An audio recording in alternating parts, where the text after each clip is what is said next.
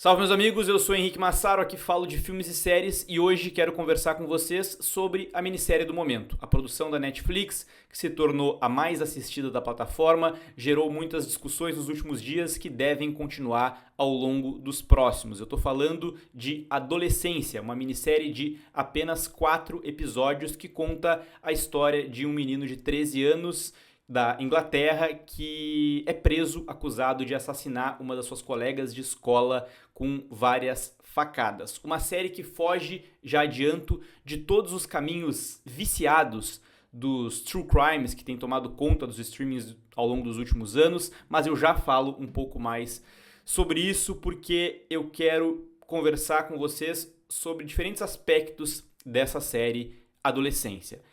Essa é uma série que se destaca pelo conteúdo, que eu vou falar um pouco mais pra frente, um conteúdo que choca, que chama muita atenção, mas também pela forma. E eu quero falar sobre isso logo de cara. A forma como a adolescência é contada.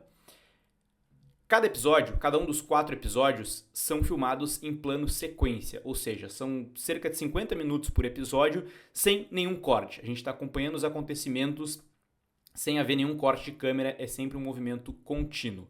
E eu preciso falar um pouco sobre isso. Isso é garantido aqui pela direção do Philippe Barantini. E algo que me chama, algo que chama a atenção de todo mundo sempre que é usado o plano sequência. Eu costumo ser, às vezes, um crítico do uso de plano sequência. Por quê? Porque essa é uma forma narrativa que ela não tem como. Ela enche os olhos de quem assiste logo de cara por conta das pessoas ficarem, oh meu Deus, não tem corte, ficar procurando o momento que vai haver o corte e o corte não existe, ou se existe, ele é imperceptível. Então eu acho que muitas vezes ele acaba sendo um truque um pouco gratuito, um truque barato, melhor dizendo, porque o diretor de fotografia colocam muitas vezes para sustentar esse brilho no olho do espectador, de ficar encantado com isso, e às vezes a história não é tão boa e muitas vezes esse uso de plano sequência, que é uma ferramenta narrativa, não se sustenta. Por quê? Porque ele não faz sentido com a história que está sendo contada, ele não faz sentido do ponto de vista narrativo. Então eu acho que isso acontece muito em muitas produções ao longo dos últimos anos. Uma tentativa de encantamento do espectador com um plano sequência que, quando a gente analisa de forma mais crítica, vê que ele não faz tanto sentido assim. No entanto, eu quis fazer esse disclaimer para dizer que eu acho que essa minha crítica de forma alguma se aplica para o uso de plano sequência em adolescência.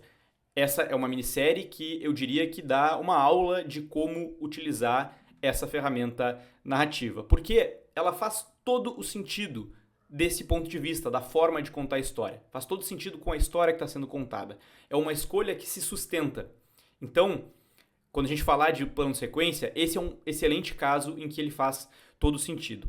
Por quê? Para nos manter presos enquanto espectadores, né, de ficar preso naqueles dias ali que vão se sucedendo ao longo da história. A história é contada ao longo de 13 meses, os 2 primeiros episódios nos primeiros dias, depois tem um salto temporal nos 2 últimos episódios, mas também para nos dar esse senso de continuidade quase claustrofóbica na vida de todas essas pessoas envolvidas com esse caso, com essa prisão, com esse julgamento, enfim, com tudo que está acontecendo em torno disso, em torno desse crime.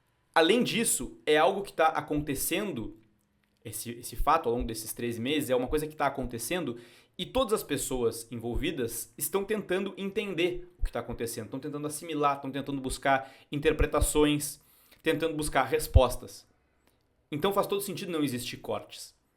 Né? Não é só porque é bonito imageticamente, não é só porque nos fascina de ficar procurando, não. Faz todo sentido do ponto de vista da história que está sendo contada. E a gente vai ver que essa é uma história que ela não pode mesmo existir cortes. Não, até a gente poderia discutir se em algum episódio ou outro poderia haver um corte, se seria necessário ser toda a série em plano de sequência, mas eu defendo que sim, eu acho que faz sentido. Porque é uma história em que os personagens eles não têm tempo para digerir o que está acontecendo. Eles não têm tempo para respirar e compreender o que está acontecendo. Eles estão numa tentativa, mas eles não têm tempo para parar e pensar. Então, não tem tempo para cortes. Então, mais uma vez, uma escolha muito bem-vinda a de fazer o plano sequência.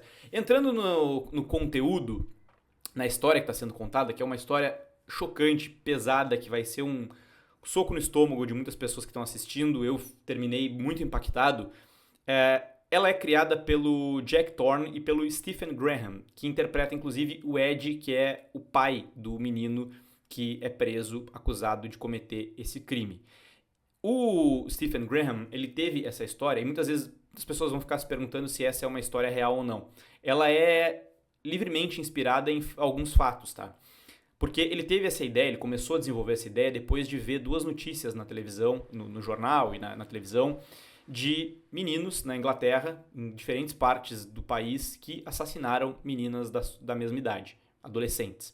E ele começou a se questionar do porquê que isso estava acontecendo, aonde que nós erramos enquanto sociedade que permitimos que esse tipo de crime acontecesse.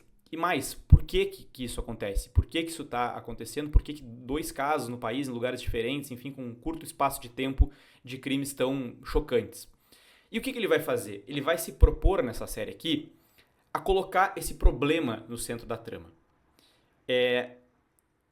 Ele vai tentar fazer a gente refletir sobre isso. Ele não vai tentar nos trazer uma resposta de dizer isso aconteceu por causa disso, ele não vai tentar fazer inclusive não vai tentar fazer um julgamento moral sobre as pessoas envolvidas. Ele vai buscar retratar e mostrar que esse é um problema que possivelmente é resultado de diversos erros da gente enquanto sociedade. E mais, é resultado também de coisas que às vezes fogem do nosso controle. Então, não tem uma resposta única. Mas ele quer nos colocar para refletir sobre isso. E eu acho que esse é um dos grandes méritos da série. Que em apenas 4 episódios, de pouco mais de 50 minutos, consegue brilhantemente se debruçar sobre esses muitos temas que envolvem essa questão, esse crime. De novo, a série não vai decair para uma trama de true crime. Não se trata de tentar descobrir aconteceu por isso, será que ele é culpado, será que ele não é? Não é sobre isso. Apesar que em alguns momentos a gente vai se questionar sobre essas coisas.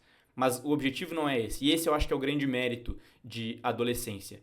É se debruçar sobre esses muitos temas que envolvem, por exemplo, o uso das redes sociais. Né? O modelo que crianças e jovens, modelo de convivência que crianças e adolescentes têm hoje é completamente diferente do que os seus pais tiveram. Isso se aplica a diversas questões, como, por exemplo, acesso a conteúdos que alguém da sua idade não deveria ter. Quando eu era adolescente, já existia internet, óbvio, mas a gente tinha acesso até um certo ponto. Não dá para comparar com o que acontece hoje. E como esses conteúdos que são livremente disseminados impactam crianças que estão se desenvolvendo ainda. Mas o bullying que crianças e adolescentes sofrem na escola hoje em dia não se limita mais à escola. É um bullying que acontece 24 horas por dia, uma vez que todos estão conectados o tempo inteiro. Então, sofrer bullying durante as 5 horas, sei lá, que se está no colégio, que já sempre foi uma coisa horrível, hoje acontece durante as 24 horas do dia, porque um aluno sai da escola, vai para casa e aquilo continua acontecendo nas redes sociais. Além disso, a série vai falar, por exemplo, sobre modelo de masculinidade. O quanto os pais estão preparados para ter esse assunto com seus filhos. O quanto meninos cuja realidade é a realidade da escola e a das redes sociais e do livre acesso a diferentes conteúdos, como eles formam uma ideia do que é ser um homem. E aí, claro, vai entrar muito a discussão também dessa cultura incel. Só que a série, eu vejo que ela não...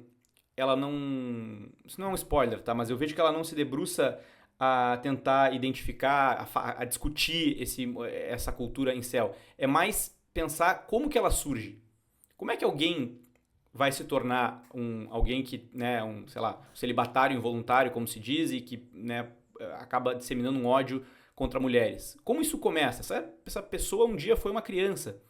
Então, eu acho que a série consegue colocar todos esses elementos de forma, às vezes, sutil, muitas vezes sutil, mas que faz a gente refletir ao fim de cada episódio, dentro de uma trama que também discute muito questões geracionais, né? A dificuldade que, em meio a tudo isso, pais e mães têm para conversar com seus filhos, para entender o que está acontecendo com eles, né? Até que ponto pais que não percebem um comportamento destrutivo ou autodestrutivo dos seus filhos tem culpa. Até que ponto eles poderiam ter prestado mais atenção, até que ponto eles não têm capacidade de entender os sinais. Então é uma série que, como eu disse, ela não busca responder definitivamente, mas ela vai cumprir um papel excelente de nos fazer refletir sobre isso e aí sim, quem sabe, tentar buscar respostas enquanto sociedade. É uma série que realmente, uma minissérie que realmente me chamou muito a atenção, foi uma experiência muito impactante e que é um daqueles casos em que tudo, as discussões, a mensagem, a trama, as escolhas narrativas fazem perfeito sentido. Por isso, para adolescência da Netflix, eu dou no Letterboxd nota 5 estrelas. Era isso que eu tinha para dizer hoje. Comentem aqui embaixo o que vocês acharam dessa produção. Quero muito saber o que vocês pensam sobre adolescência. Não se esqueçam de acompanhar os próximos vídeos aqui do canal. Até o próximo vídeo e tchau!